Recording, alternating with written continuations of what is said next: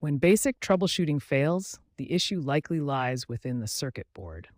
First, ensure the unit is completely unplugged for safety, then carefully disassemble the front grille, filter assembly, and display control to access the main circuit board.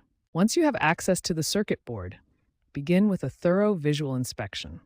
Look for obvious signs of damage, such as swollen capacitors, burned components, or heat discoloration on the board surface. For components that appear normal visually, use a multimeter to test their functionality. Check diodes, fuses, and other components for proper continuity and resistance values. The most common circuit board failures include swollen electrolytic capacitors, failed rectifier diodes, and blown fuses. Understanding these components helps identify what needs replacement. If you identify a specific faulty component, you may be able to replace it yourself.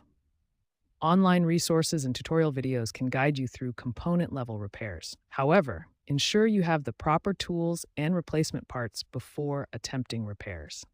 If component-level repair seems too complex, or if multiple components are damaged, replacing the entire control board may be more practical.